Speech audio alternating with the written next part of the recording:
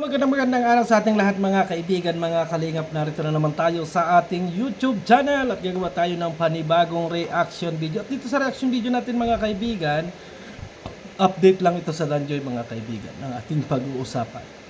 Pero bago yan ay shoutout muna kay Kuya Bal Santos Matubang, Kalingap Rab, and Ate Edla at sa lahat ng ating mga viewers. Mega love shoutout sa inyo kay Gisa Bicolana, Ate Be Considerate in Mamisti Kayons, and dito sa lahat ng mga sumusuporta sa lahat ng mga love team sa ating mga Kalinga partner. Shout out po sa inyong lahat mga kaibigan, mga Kalingap. So ito na nga mga kaibigan, marami tayong mga napanood, marami tayong nababasang comment, talagang nasasabi natin mga kaibigan na talagang marami ang galit na galit kay Kalingap Dan kasi ang sabi nila dyan mga kaibigan ay ginamit ni Kalingap Dan itong si Joy mga kaibigan.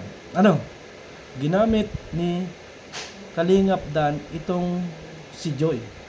So, mag-iisip tayo mga kaibigan na bakit kaagad humantong tayo sa mga punto na ganito, na iniisip kaagad natin na ginamit ni Joy, ni Kalingap Dan itong si Joy. 'Di ba? 'Di ba? Kasi nga ang sabi nila kaya daw ginamit ni Kalingap Dan itong si Joy para magkaroon ng sponsor mga kaibigan, mga kapatid. Masakit din ito sa part ng ni Kalingap Dan kasi alam natin na si Kalingap Dan ay humingi na rin ng sorry dyan, ipinahalos gusto na niyang ipaliwanag ang lahat. So napanood natin kay Sangkay na sabi nga ni Sangkay mga kaibigan ay patawarin kung nagkaroon ng pagkakasala, ay patawarin, 'di ba? Hindi pa man natin alam na talagang kung ano ang exactly na nangyari, ay humihingi na ng suri kaagad itong si Kalingap Dan mga kaibigan. Pero ang mga sagot ng ilan ay talagang ayaw na nila. At yung iba nga mga kaibigan na nakarating sa atin, lahat daw ng sponsor ay nagdesisyon na wala na talaga na love team or wala nang Danjoy mga kaibigan. Yung mismong mga sponsor na ang nagdesisyon na wala nang Danjoy at susuportahan na lang nila si Joy. So maraming salamat naman mga kaibigan kung halimbawa ganoon yung mga nasa isip ninyo do sa ating mga sponsor, abay okay yan. Kasi kahit walang vlog, kahit walang ay andyan kayo nakasuporta kay Joy. Maraming salamat sa inyo mga kaibigan. Maraming salamat kasi mga napanood natin, ang sabi nila kahit walang vlog, kahit ay talagang susuport sila kay Joy. Sana mga kaibigan sa 4 years na pagtatapos ni Joy ay andyan pa rin tayo at huwag nating iwanan si Joy Diwata doon sa part na kailangan niya. Kasi yun naman yung mga sabi ng mga ibang sponsor, pati yung mga viewers ay yun din ang sinasabi. Kaya talagang ang desisyon ng nakararami ay ini-stop na yung Danjoy. 'Di ba? In-stop na mga kaibigan. Hindi pa man nakakapag-desisyon si Kalingap Rab and Kalingap Dan at si Joy mga kaibigan ay ini-stop na ng mga viewers at sponsor na wala na talagang Danjoy. 'Di ba? Ang tanong diyan mga kaibigan, kasi ang sabi nga nila ginamit ni Kalingap Dan itong si Joy. Dahil may girlfriend na pala itong si Dan, ay bakit pumayag pa na malab team kay Papa Dan? Ang tanong ko dito mga kaibigan, halimbawa malaman natin mga kaibigan na alam ni Joy yung sitwasyon na may girlfriend si Papa Dan, ay magalit kaya kayo kay Joy? Kasi ang sabi kasi ninyo, alam mo palang may girlfriend ka na, bakit nakipag-love team ka pa?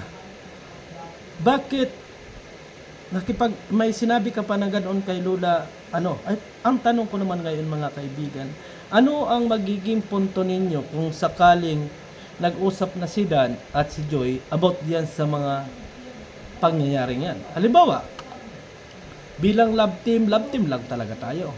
Kasi alam mo, may girlfriend ako, ganon halimbawa. At pumayag halimbawa si Joy. Halimbawa lang naman ito mga kaibigan kasi hindi natin alam kung ano talaga yung naging pag-uusap ng dalawa. Ano ang mararamdaman ninyo kay Joy mga kaibigan? Ano yung mararamdaman ninyo? Masasabi rin nyo ba mga kaibigan na kayo ay pinaglaruan din ni Joy? Katulad ng sinasabi natin kay Kalingap Dan mga kaibigan, Mabuti yung ni Sangkailons TV kasi nung mga nakaraang araw mga kaibigan ay talagang sinusulisit niya or talagang binabakbakan si Papa Dan. Ibig sabihin ko talagang halos pinapaamin all guilty si Papa Dan, gano'n ang sinasabi. Pero itong napanood natin mga kaibigan, itong si Sangkailons TV ay humihingi ng patawad or humihingi na sana ay magkaisa. Patawarin ang bawat isa kung nagkaroon man ng pagkakasala. Kasi nga, nandito tayo sa Kalingap mga kaibigan. Diba? Kung halimbawa totoo na may girlfriend si Papa Dan or nakabuntis si Papa Dan, patawarin. Diba? Yun naman na yung desisyon ng mga iba nating reactor. Yun namang iba, ang desisyon talaga nila at kung sila ang talagang tatanungin, as in, stop na. At kung talagang gustong tumulong kay Joy, ay magbigay na lang ng cash at wala ng vlog at wala ng sitchi-burichi. At hinihingi na nga na hayaan na lang si Joy sa mga sponsor. Thank you sa mga sponsor mga kaibigan na talagang kahit siguro walang vlog, kahit walang makita kay Joy ay tuloy-tuloy ang suporta. Sana mga kaibigan hanggang sa huli andyan pa rin kayo kay Joy mga kaibigan at wag nating iiwan kasi marami sa mga viewers ang tinatanggihan na yung tulong ni Kalingap Dan. Kasi sabi ni Kalingap Dan doon sa kanyang statement na nabasa natin doon kay Sangkailons TV na andyan pa rin siya. Handang tulungan at ipagtanggol si Joy Diwata. Pero ang desisyon ng ilang mga viewers natin, huwag na. Hayaan na lang sa mga sponsor. Ibig sabihin, ni piso or kahit na ay hindi na pwedeng tumanggap si Kalingap Dan. Si Joy, mga kaibigan. Di ba? So, ibig sabihin, bahala na yung mga sponsor kay Joy at sila na yung magdadala hanggang sa 4 years. Di ba? Kasi, sabi nga ni Kalingap Dan, naiipit siya sa sitwasyon. Kasi siguro, nagsisilos yung girlfriend na sinasabi natin or yung mga sinasabi ng ilan na girlfriend ni Papa Dan ay nagsisilos kaya naiipit siya. Di ba? Hindi natin alam mga kaibigan at hindi rin natin alam kung nag-uusap si Joy at saka si Papa Dan about doon sa serye. Yun ang matinding katanungan mga kaibigan kasi nagagalit kayo na ginamit ni Papa Dan si Joy dahil gustong makakuha ng sponsor. Alam pala naman na may girlfriend na. Ang tanong dito mga kaibigan ay paano kung alam ni Joy na may girlfriend si Papa Dan at serye lang yung naging usapan mga kaibigan. Ano ang gagawin natin? Huwag naman sana nating ibas si Joy kung sakali na dumating yung time na malaman natin na may usapan sila. Di ba? Nagkakaunawaan sila na vlog to vlog lang. Kasi minsan mga kaibigan ay itong serye natin ay wala talagang patutunguhan. Hindi naman natin pwedeng ipilit na magkaroon sila talaga ng matibay na relasyon or maging sila talaga. Kasi, ang hirap doon kasi mga kaibigan, katulad ni Queenie, mga kaibigan, na inilalabtim kay Arjun dahil good vibes mga kaibigan. Paano kung sumikat na sumikat yun? Gugustuhin ba natin at ipipilit din ba natin na maging karelasyon ni Queenie si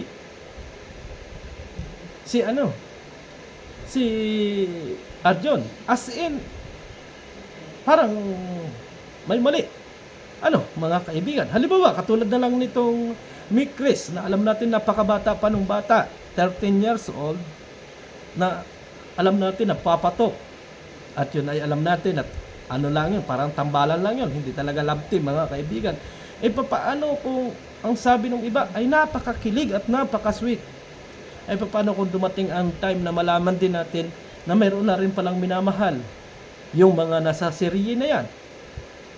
As in, paano ang gagawin natin? Ibabas na naman natin at magagalit tayo dahil niloko natin sila or niloko nung mga love team na yon yung mga viewers.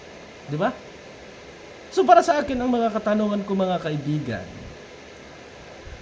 kapag mayroon bang mga ganyan, katulad kay Rina mga kaibigan before, at Kalingap Edo, bakit nawala? Dahil nga, nag-speculate na yung mga viewers natin or yung mga ibang sponsor at yung ibang tao na magiging sila ni Papa Eds. Ay alam naman natin mga kaibigan na hindi pwede. O, di ba? Kaya nahinto yun mga kaibigan. Talagang nakita din natin na napakaraming basher na tinamasa ng tao, mga kaibigan. Marami ang tinamasang bashing. O, talagang hindi makain yung mga salita ng ating mga viewers dahil nga ang sabi, niluko at ginamit din si Rina. Ganon din yung mga sinasabi. Hindi na bago sa atin yung mga sinasabi ng ilan nating mga viewers about doon sa mga pangyayaring ito. Di ba? Pero ang tanong natin mga kaibigan, paano nga kung alam? Kasi hindi naman natin alam mga kaibigan kung nag-usap sila about yan. Nag-usap sila. Ay ano ang gagawin natin mga kaibigan? Kaya nga, tama yung sabi ni Sang Kailons TV na kung nagkaroon man ng pagkakamali or meron talagang totoo na nangyari, bakit hindi natin gawing subukan na magpatawad tayo at move on tayo? Katulad din ang sinabi ng kapatid ni Joy Diwata mga kaibigan, kahit ano pa ang mangyari, support sila sa pagtulong ni Kalingap Dan kasi alam niya na charity vlogger itong si Papa Dan. Sana ganoon mga kaibigan, mga kapatid. Kaya para sa akin mga kaibigan, kung ano pa man ang mangyari, kasi alam ko na mamaya siguro ay may upload or may update dito sa Danjoy, ito'y bulong ko na, tingnan natin kung ano ba talaga yung magiging desisyon dito sa mga bagay na ito. O, di ba? Kasi kaya ayaw nung ibang mga sponsor kasi ang iniisip nila, ginagamit na lang sila para doon sa serye. Pero kung iisipin natin mga kaibigan, itong nangyayaring ito ay parang isang pelikula na alam natin na love team lang, na may mga mahal sila sa buhay na alam natin. Ibig sabihin ko parang pelikula. Kaso nga lang, naging panatiko tayong sobra dito mga kaibigan. Huwag kayong magalit sa akin. Pero ganun ang nangyayari. Di ba?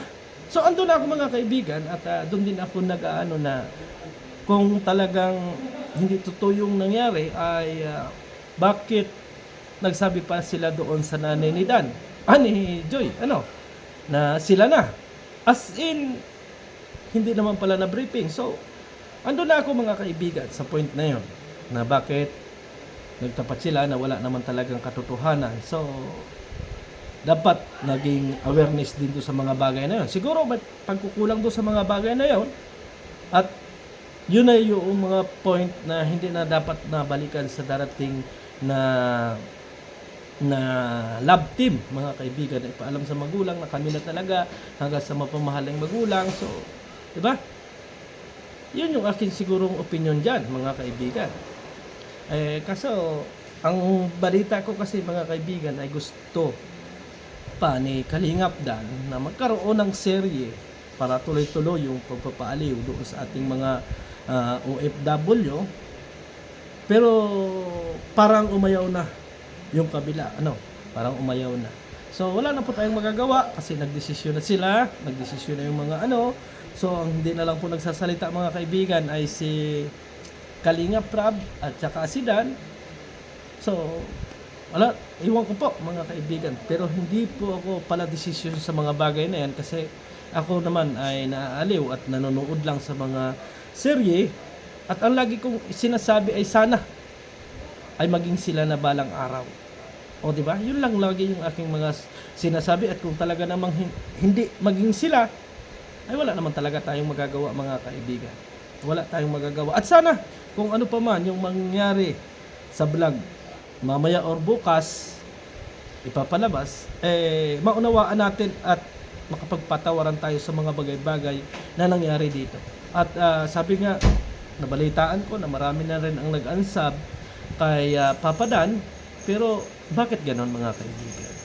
Nagbigay din naman ng saya, nagbigay din naman ng ngiti sa atin yung mga tao. Bakit hindi natin patawarin? Kasi, perfecto ba tayo?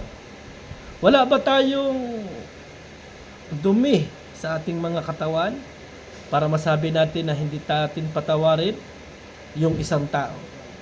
So, yun na lang po yung maiiwanan ko mga katanungan sa inyo mga kaibigan. Yung sinasabi ko, papaano kung alam ni Joy na ang bawat serye na yon ay for vlog lang. Ano po ang inyong saloobin? Kayo po ba ay magagalit kay Joy or mauunawaan ninyo? Kasi kung kayo ay magagalit kay Joy, ibig sabihin nagagalit din kayo kay Dan. Pero kung mauunawaan ninyo yung dalawa para makapagpasaya, as in, maraming salamat sa inyo kasi nauunawaan ninyo. Napakalawak ang inyong pangunawa. So maraming salamat and God bless sa ating lahat. Bye-bye and see you tomorrow.